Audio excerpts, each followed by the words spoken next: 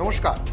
এবারে যে খবরটির দিকে নজর রাখবো, খয়েরপুরের মুকুটে আরও একটি নতুন পদক যুক্ত হতে চলেছে। চতুর্দশ দেবতার মন্দিরকে নতুনভাবে সাজিয়ে তুলতে এশিয়ান ডেভেলপমেন্ট ব্যাংক থেকে এবং রাজ্য সরকারের সহযোগিতায় 13 কোটি টাকা বরাদ্দ করা হয়েছে। যা আপনারা জানেন, দীর্ঘদিনের স্বপ্ন ও আশা ভারতবর্ষের অন্যান্য মন্দিরের মতো চতুর্দশ দেবতার মন্দিরকে আরও নতুন রূপে সুসজ্জিত করার, এবং সেটাকে কেন্দ্র করেই আজকেই পুরাতন আগরতলা স্থিত চতুর্দশ দেবতার মন্দির প্রাঙ্গণে পর্যটন দপ্তরের বিভিন্ন দায়িত্বপ্রাপ্ত কর্মকর্তা এবং পুরাতন আগরতলা ব্লক ভাইস চেয়ারম্যান সহ ওই এলাকার বিভিন্ন দায়িত্বপ্রাপ্ত কার্যকর্তাদের উপস্থিতিতে একটা আলোচনার অনুষ্ঠিত হয়। এবং সেখানে সেই ছবি দেখাবো, সেখানে কিন্তু খয়েরপুরের বিধায়ক রতন চক্রবর্তীও ছিলেন এবং ওনার উপস্থিতিতেই সেখানে এক প্রকার আলোচনা হয়। এই যে এশিয়ান ডেভেলপমেন্ট ব্যাংক এবং রাজ্য সরকারের সহযোগিতায় যে 13 কোটি টাকা বরাদ্দ করা হয়েছে,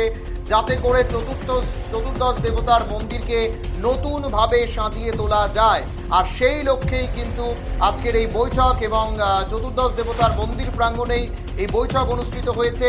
পর্যটন দপ্তরের বিভিন্ন দায়িত্বপ্রাপ্ত কর্মকর্তা এবং পুরাতন আগরতলা ব্লক ভাইস চেয়ারম্যান সহ এলাকার বিধায়ক রতন চক্রবর্তীর উপস্থিতিতেই বৈঠক হয় এবং একাধিক বিষয়ে কিন্তু সেখানে আলোচনা করা হয়েছে। এবং সেখানে কিন্তু সেই গোটা প্রজেক্টটি সম্পর্কে রাজ্যের প্রাক্তন অধ্যক্ষ তথা খয়েরপুরের বিধায়ক রতন চক্রবর্তীকে গোটা বিষয়টি কিন্তু বুঝিয়ে বলার চেষ্টা করেছেন যারা দায়িত্বপ্রাপ্তরা রয়েছেন। কি বলেছেন আজকের বৈঠক সম্পর্কে বিধায়ক রতন চক্রবর্তী, শোনাবো আপনাদের।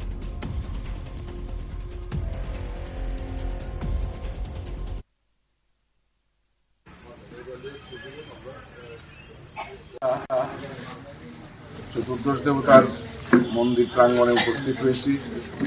আমাদের সঙ্গে আমাদের পঞ্চায়েত সমিতির ভাইস চেয়ারম্যান আছেন, এলাকার প্রধান সাহেবা আছেন, আমাদের ট্যুরিজমের সমস্ত ইঞ্জিনিয়াররা, তারপর কনসালটেন্টরা এবং সেই সঙ্গে এডিবির প্রতিনিধি, এখানকার আমাদের প্যারা শেডের যারা দোকানদার আছে এবং স্থানীয় নেতৃবৃন্দগণ, সোশ্যাল ওয়ার্কার, এখানকার উপপ্রধান, সবাই মিলে আমরা আজকে আবার ফাইনাল প্ল্যানটা দেখলাম।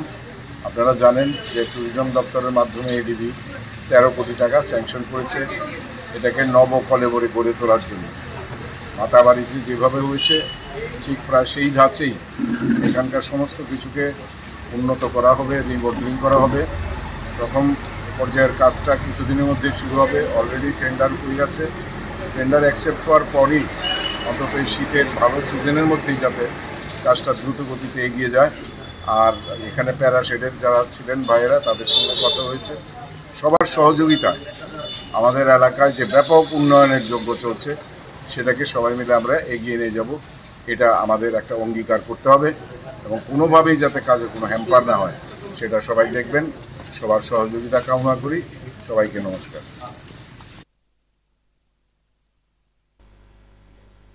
আপনারা শুনছিলেন বিধায়ক রতন চক্রবর্তীর বক্তব্য। যেভাবে এশিয়ান ডেভেলপমেন্টের পক্ষ থেকে এবং রাজ্য সরকারের সহযোগিতায় যে 13 কোটি টাকা বরাদ্দ করা হয়েছে চতুর্দশ দেবতার মন্দিরকে পুনরায় সাজিয়ে তোলার ক্ষেত্রে এবং সেটাকে আধুনিকরণ করার ক্ষেত্রে, সেই জায়গায় সেই প্রজেক্টের টাকা কিভাবে, কোথায়, কিভাবে সেটাকে ব্যবহার করা হবে, কিভাবে সেটাকে আরো সুন্দরভাবে সেটার বাস্তবায়ন করা যায়, তা নিয়ে কিন্তু আজকের এই বৈঠক চতুর্দশ দেবতার মন্দির প্রাঙ্গণে অনুষ্ঠিত হয়েছে, যেখানে পর্যটন দপ্তরের বিভিন্ন দায়িত্বপ্রাপ্ত কর্মকর্তা সহ একাধিক ব্যক্তিত্বরা উপস্থিত ছিলেন এবং একই সঙ্গে এই এলাকার বিধায়ক রতন চক্রবর্তীও কিন্তু সেখানে উপস্থিত ছিলেন।